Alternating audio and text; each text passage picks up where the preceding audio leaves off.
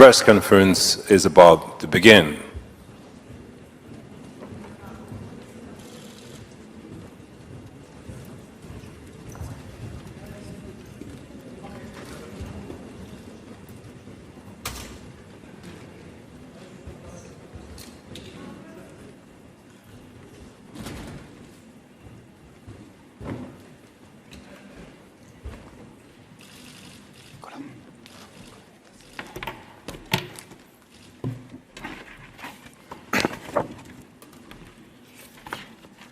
Ladies and gentlemen, media representatives, journalists, welcome to this media conference at midday of the second day of the first recovery conference in Lugano. The proceedings are as follows. We're going to have introductory remarks by President Cassis, followed by introductory remarks by Prime Minister Denis Shmyhal, and then we're going to take some questions. Mr. President, you have the floor. Thank you, Peter. Prime Minister Shmyhal, dear journalists, ladies and gentlemen, there is a sharp contrast between the tragic images from Ukraine that we see on the news every day and those from this conference in Samari, Ticino. This placed an even greater obligation on us to set out a path to give hope to the people in Ukraine and to the many refugees.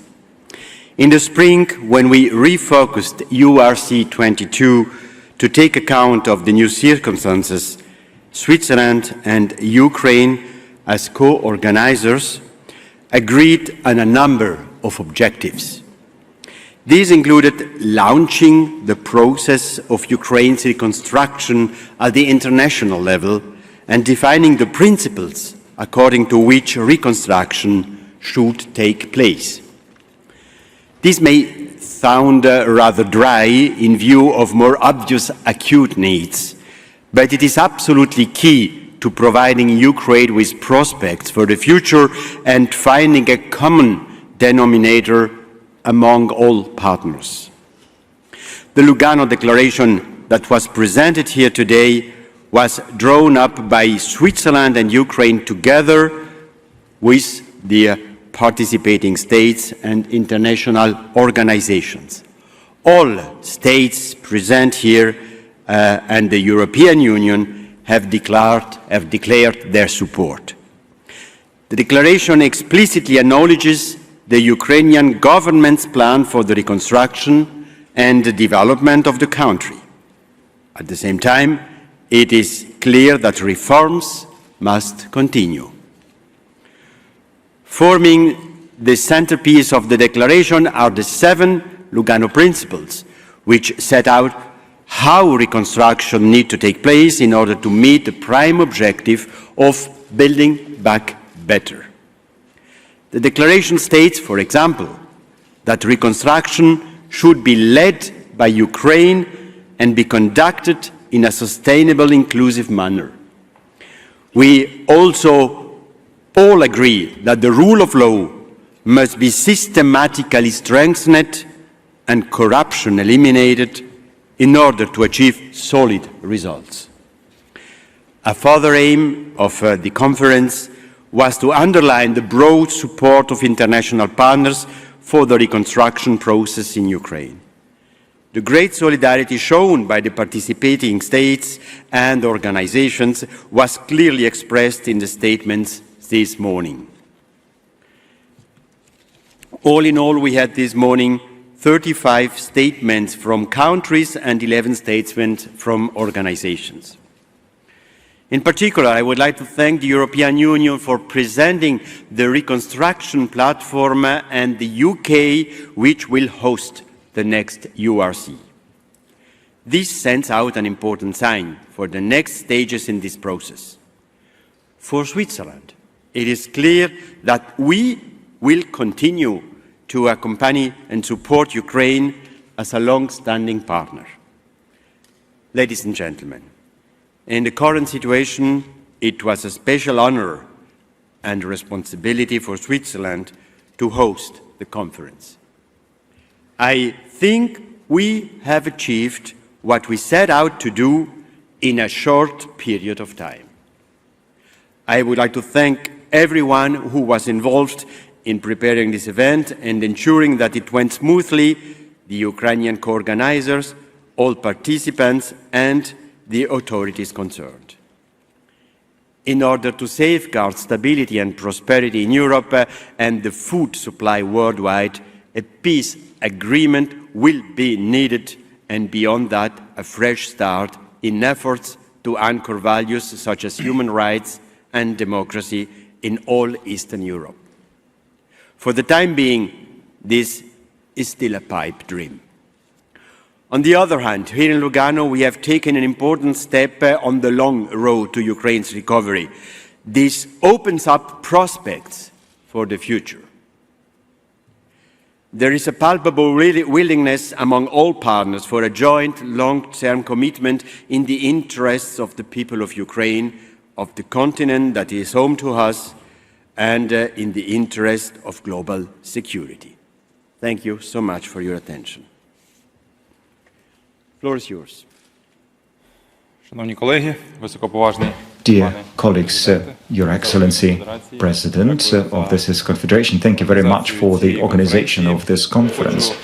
And I would like to inform that indeed yesterday and today Ukraine, together with our partners, has started a major discussion on the future plan for the reconstruction and recovery of our country once the war is over.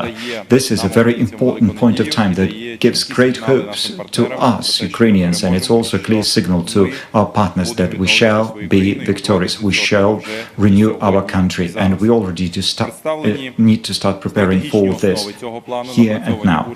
So, together with the experts, we have developed a plan for the restoration of Ukraine along the lines of 23 spheres.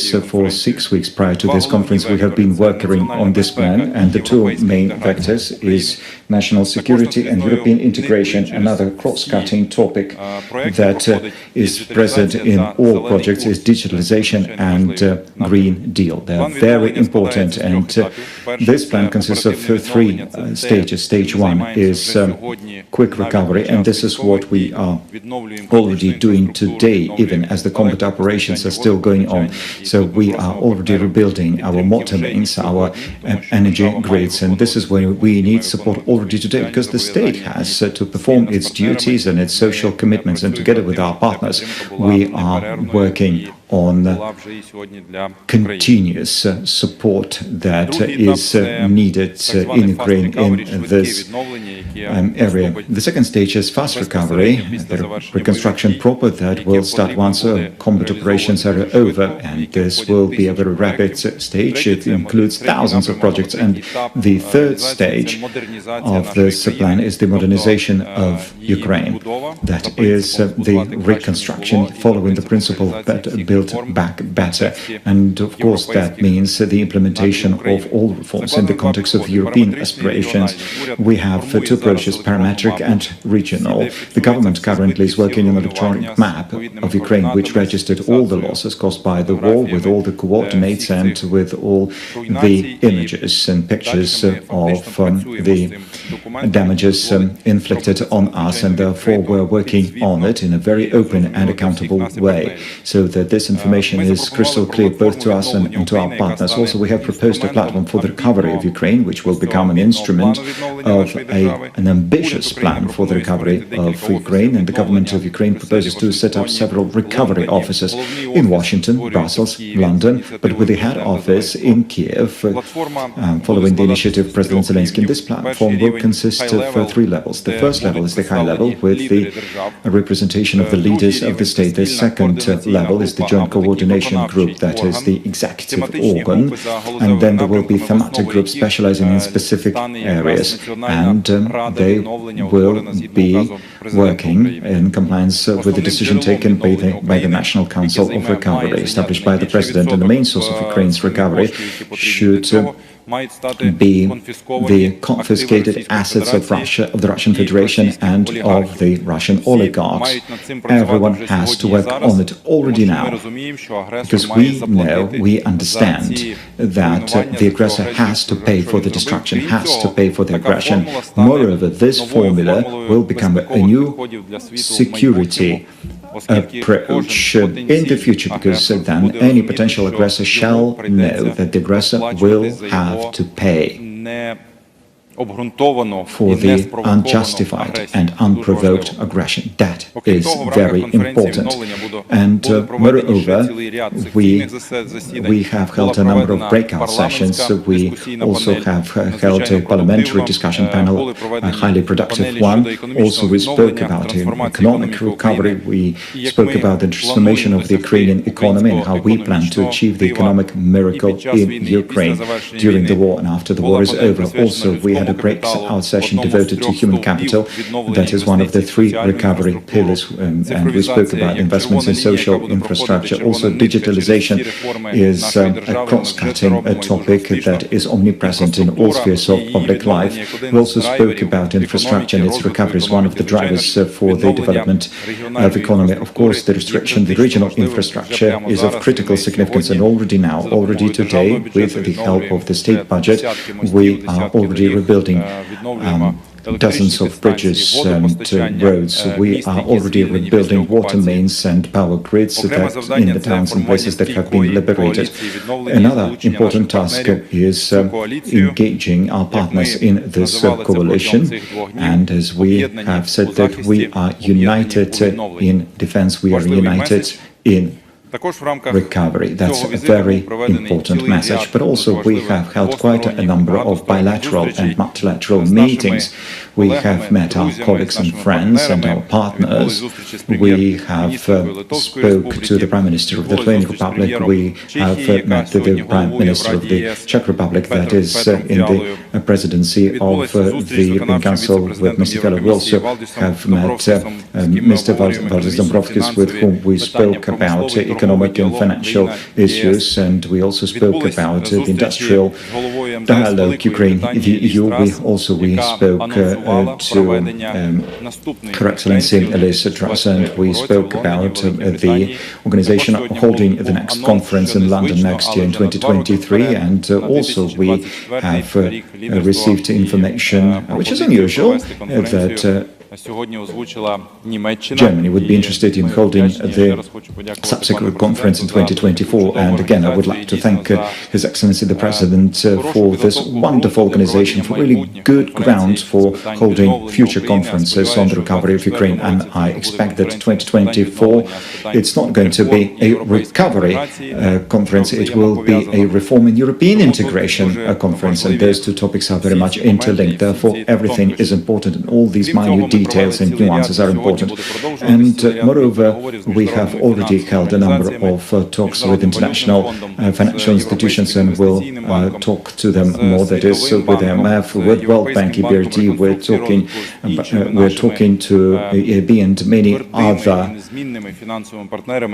permanent financial solid partners that have been with us for so many years. They have always been supporting us in our independence, and they're with us today. Yes, the future recovery is the topic we're working on. Yes, we're preparing our country, we're developing the plan, we're preparing the budgets of our partners. But once again, let me reiterate, we need to be supported already today so as to provide for macroeconomic stability, so that our country may still work regardless of this large-scale aggression. Безпекова зустріч зі всіма головами делегацій. Ми разом з паном президентом мали надзвичайно цікавий багатосторонній розмову, діалог з керівниками ЄС, лідерами країн ЄС, лідерами multilateral dialogue with the leaders of the European Union, with other partners about the topics, how the security is related to the recovery of Ukraine, and how the security of Ukraine is linked to the security of the entire Europe. That's a very important topic. We have to be actively engaged in this topic. We have to be on the same page, and we need to continue this important dialogue. We have signed with the Swiss government the agreement with public and private organizations, the green projects in Ukraine, and special thanks were expressed, and I would like to do it again. I would express our thanks to the President of Switzerland, Ignacio Casas, the great friend of Ukraine, and the President of the European Commission, Ursula von der Leyen, for the great support of our country, and also for organizing this forum. and assistance in our future recovery. Thank you very much, Mr. President. Thank you so much, Mr. President. Thank you very much, Prime Minister Šmihal. We now move on to questions. Please present yourself with your name and the media outlet you work for. Who can I pass the word to? Please, here at the front, first question. Thank you very much. My name is Christiane Oehlrich for German Press Agency, and my question goes to the Prime Minister. Prime Minister, corruption is a pervasive problem, and you and the President have vowed to fight and combat that.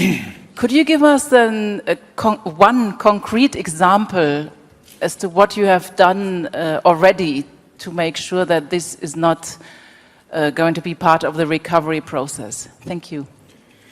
Thank you so much for your question. It's, I think, that very important question. And before beginning the war, Ukraine made so much efforts to create anti-corruptional infrastructure. And I think that today this anti-corruptional infrastructure created together with our partners is one of the best among our neighbors. And we have all needed instruments to fight corruption. But for me and for my president, first of all, we should create conditions in our country when corruption will be impossible at all. So we will need to fight against corruption, but we should create conditions when corruption will be impossible. So first of all is digitalization. So we digitalized many spheres in our country. First of all, investment sphere, constructing and architectural sphere, it's absolutely developed and digitalized, and it's make corruption in this sphere impossible. And many investors approved this before the war. Next steps, now we are working on the digitalization of all other spheres, beginning from the custom, where we create new digital instrument for possibility to make custom procedures without contact with person. So if you have no contact with person, it's impossible to make corruption. So we create also a special application, so named e-government or electronic government. And many of our people, about 20 million of Ukrainians, it's half of our country, is actively using this application, and it led us to supply to the people about 200 state services through the electronic instruments. It also make corruption impossible, because when you speak through your iPhone or through the telephone, it's impossible to be corrupted. So it's much, much easier. You can register your business in 20 seconds in Ukraine. You can have more than 100 special documents from government during the seconds from this application or from this platform without any contact. You can change your place of registering without spending weeks in lines or in officials. So I think that digitalization and new procedures, new approaches which are connected with European aspirations will let us to take corruption back, and this is very important, not to fight against corruption, but make corruption impossible. Thank you for your question. Go to the front row. Gentleman right here. I'm Hussein Knaiber from Al Arabiya News Channel. Ukraine is proposing to confiscate and to use the Russian money frozen as a result of the sanctions in order to rebuild Ukraine. Has there been, during this conference, some sort of unanimity to satisfy this demand, or there are still some divisions, some obstacles to be removed? Thank you. Thank you so much. As we know, about 300 to 500 billions of dollars of Russian assets are frozen by our partners, USA, European Union, Great Britain, many other civilized countries. First example, it was in Germany, where they confiscate flats of Russian oligarchs, and they support Ukraine through these assets.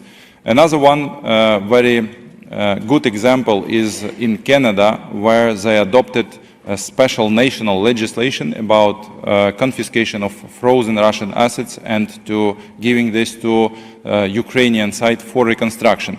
As I told, it's very important for civilized world to give the signal to Russia as aggressor and to other potential aggressors in future to understand that unprovoked aggression should be paid by this aggressor.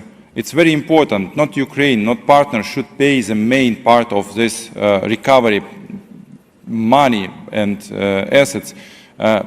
Russia should pay for this. So because of this, we speak about this so much with our partners. Because of this, many partners begin their way in these directions. And I think that in future, it will be like one of the elements of the world new system of security. We discussed this during our security meeting yesterday in the morning together with President and with leaders of delegations. Thank you for your question. It's very important for us. For the next question, we go to the lady just behind with the brown jacket. Thank you. Алла Чиж, канал Україна. Перше питання загальне, скажіть по конференції. Ukraine channel. First of all, first question, we are talking about what amount of money, what investment will be allocated in the near future, and also concretely, could you say how much would you use for most needed expenses, operational expenses? Would it be loans? Would it be grant investments? That's my first question. And the second is with regard to the scope of volume of railroads. Would be able to export grain, metal, oils. Do you have a negotiation with the European Union, because it's very important for development of the Ukrainian economy? Thank you very much for your question. It's important now to say what amount will it be, because right now we are starting our negotiations and talking today together with the English School of Economic, World Bank. We see the Ukraine had losses in the amount of over 750 billions of dollars. Specific losses that we have already calculated and documented electronically are over $100 billion. And I'm talking here about infrastructure only. I'm not talking about business losses and some other facilities losses. Practically, we talk here about the process of recovery. It will be an expensive process. We already know that hundreds of billions will be paid by Russians' expropriated assets. And very good example is a land lease given by the United States, macro financial assistance by the European Union. It's assistance of our partners at the credits and also grants from the international financial organizations. Till the end of the year, we have already agreements for $29 billion. That's already signed agreements. We are continuing our work because we know that the budgetary deficit because of the war is around $5 billion every and each month. Of course, we receive partially this amount from our partners. We would like to see the bureaucratic process moving faster so we can conduct appropriate businesses and the burden is alleviated. Of course, we have partial this from our budget, from our duties, loans, etc. In this conference, we have talked with our partners and talked about additional amounts in support of additional projects, demining, for example, and some other activities to support our activities. Of course, talking about the railroads, we talk with our partners to have more opportunities to do that through the to the railroads, but also not only railroads, on the waterways can play important role, and the roads, the ports of the Black Sea shall play an important role. We have talked about it during our meetings, and we are convinced that the Ukrainian ports can be used because practically just to replace them 100% by waterways, roads or railroads is impossible. We need to develop our road infrastructure. Our partner is the European Union, and all our trade is concentrating into Western directions. But we should not forget about the sea. We are in the process of negotiation. Our Minister of the Infrastructure was here present. He had a series of events and talked about several details. Gentleman with the blue shirt, please.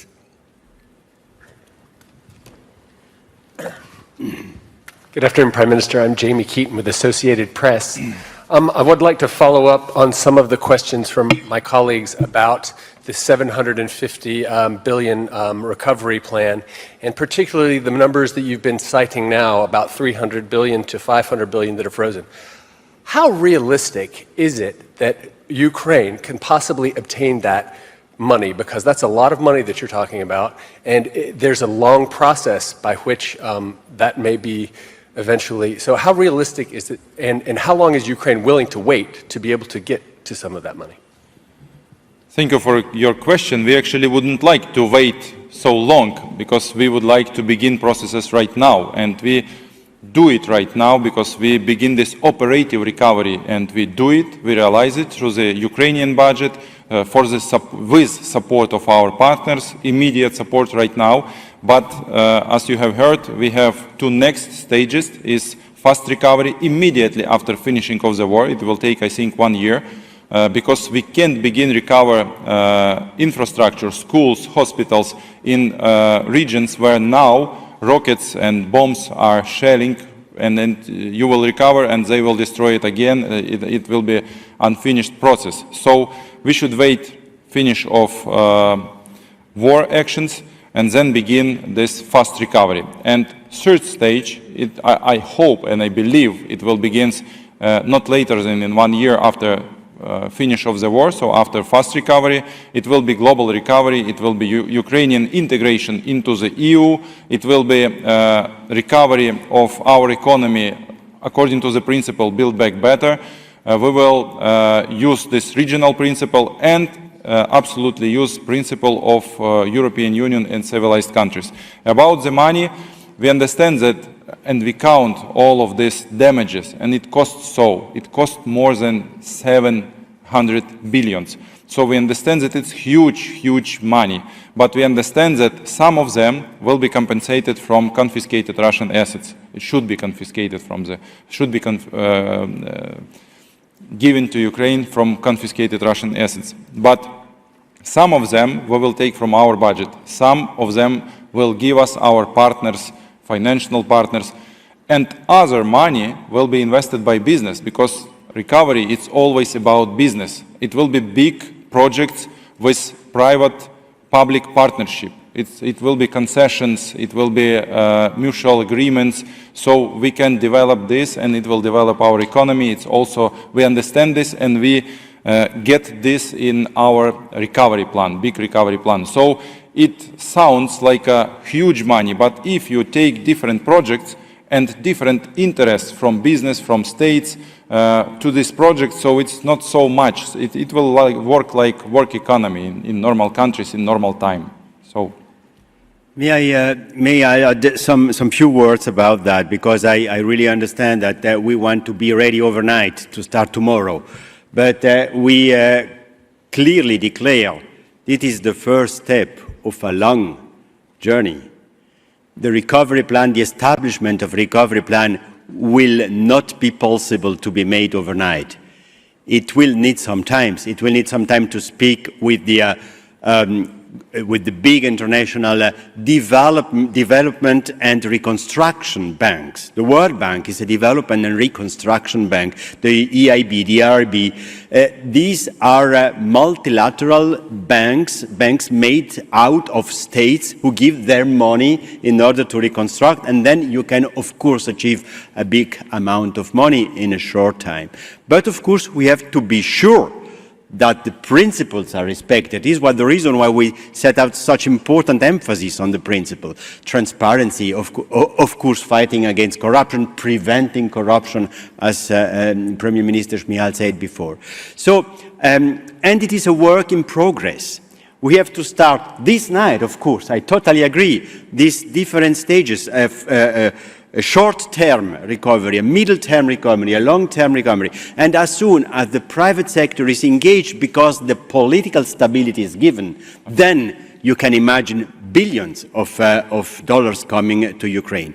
This is one of the reasons why this afternoon in this room there will be an economic forum from the private sector of Western countries together with private sector delegates from Ukraine in order to create a network of connections.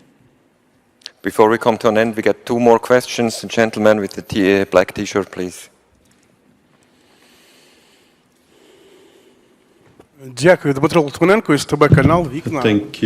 STB TV channel. I was concerned that everybody was saying that what will happen after the war, because it's nicer. We can talk about energy efficiency, zero emissions, zero emission economy, but I'm pleased to hear that it's important to speak from the European leaders and important to what is happening now. What's happening with Sumach, Tirka, Kremenchuk, Tirka, they bombed the heating centers. They're talking about the individual ways to heat. Do you have the understanding what should be done with heating for the next season? If we put the model boilers, they need to be ordered already. And one more question on housing. I know that banks and World Bank, they support the idea to make non-residential buildings into residential, to reconvert them. And it's a good idea. I know that there are many industrial zones in Ukraine which can be reformatted or shopping centers, any other sustainable decisions, because these carriages, the railway carriages, they are not sustainable decisions. Thank you. Thank you for your question. We started working on preparation for the heating season months ago, realizing all the challenges of this new heating season. Hundreds of boiler stations are destroyed, and we are aware that these are the risks. And for towns and cities, we started reconstructing them, and we'll do that. We also created some stockpile of modular boilers, which could be deployed within a week on using different fuels, and we also stockpiled different kind of energy and also purifiers for potable water, which just been demonstrated by the war, which is a huge issue. So we're getting ready for the heating season, but it's understandably where the big plants, electricity plants, where they destroyed to ground zero, it will be difficult to restore heating and electricity supply. And also we've drafted all the procedures. We agreed them with the local authorities, agreed by the government. These documents are partially public, accessible, partially they are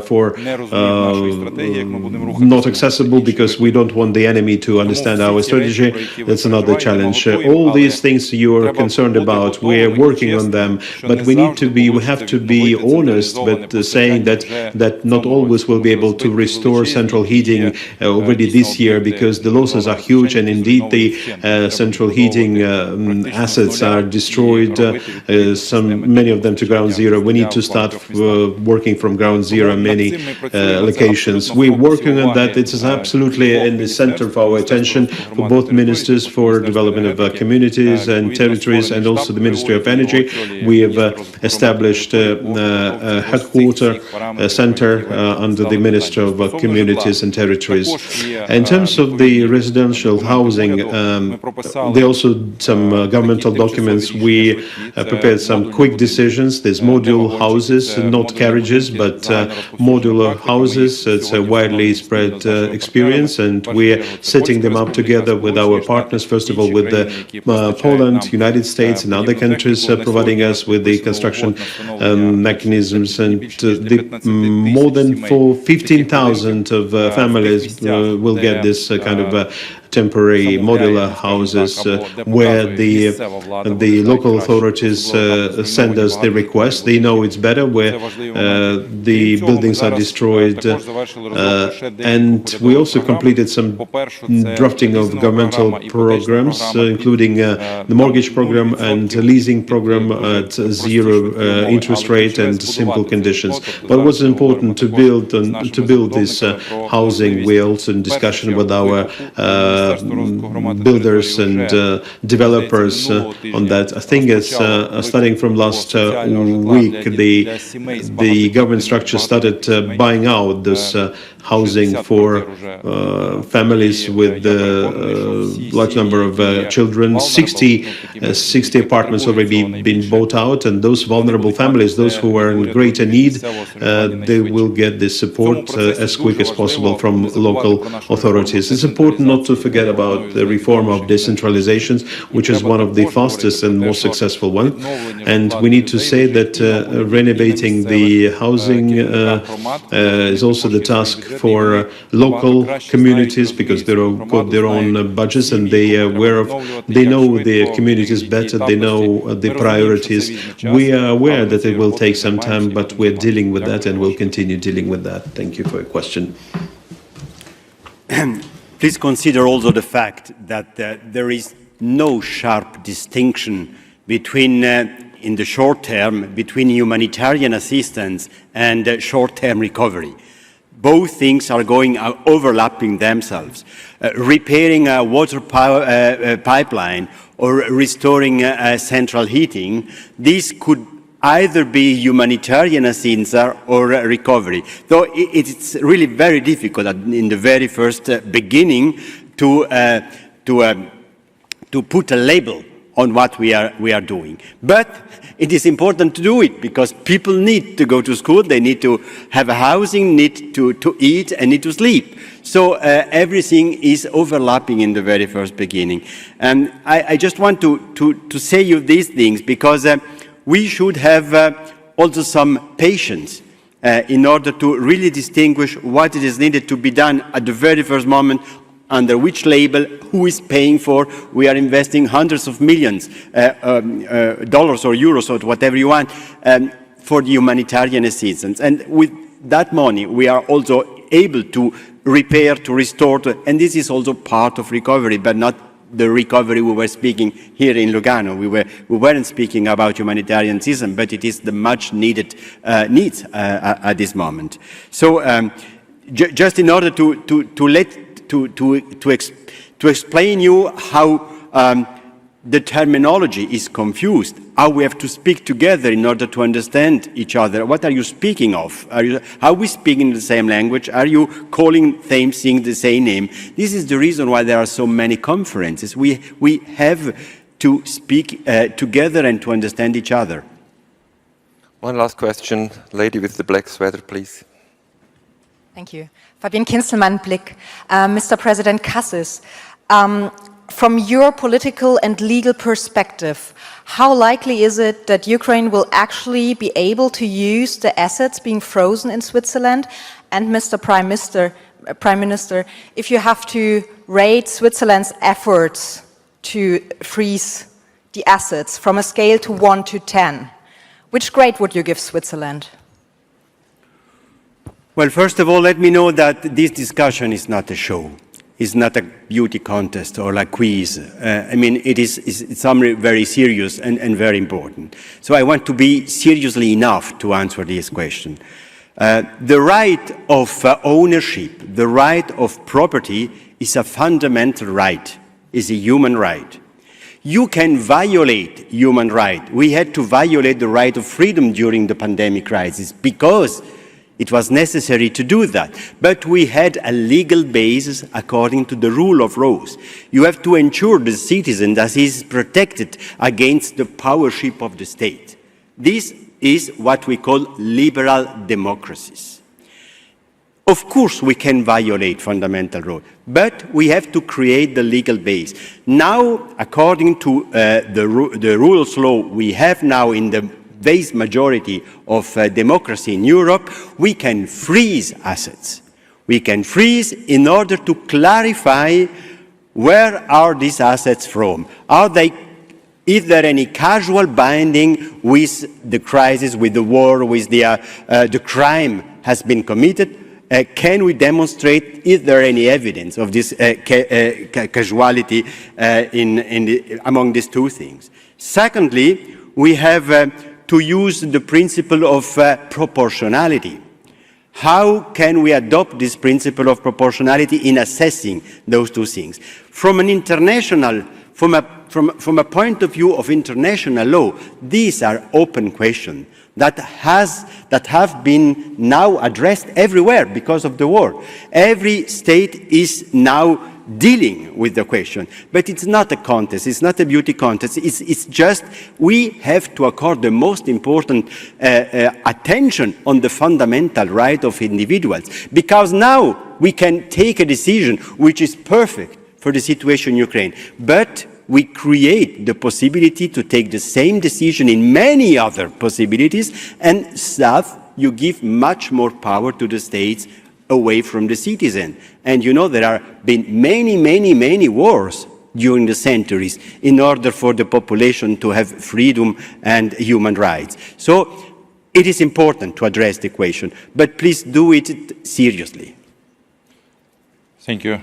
Dear Mr. President, absolutely, I support Mr. President, and I should note that it's very complicated issue and question, and many countries now are working under changes of their national legislation, and it's sovereign right of each country, of each nation, and it's specific of national legislation. But we also propose to create national legislations and propose to create international legislation and international rules. We just begin this discussion. I just raised this question during this conference, and we propose to find formula to create national and international legislation for possibility of confiscation of frozen assets in case of unprovoked aggression. Which will be rules, in this case, we should discuss and we should find this formula all together. But we, as a country which is under this unprovoked aggression, will very loudly speak about this possibility, because we understand that aggressor who kill our people, who destroy our infrastructure, our schools, our hospitals, should pay for this. So, and this is a way how can we all together with our partners to bring him to the responsibility for this casualties, for these damages which they create for nothing, just because they are aggressor, just because they create genocide against Ukrainians. So this is very important, as for me. Thank you very much. And with this answer, the press conference comes to a close. Thank you very much for being here, and have a nice afternoon. Thank you.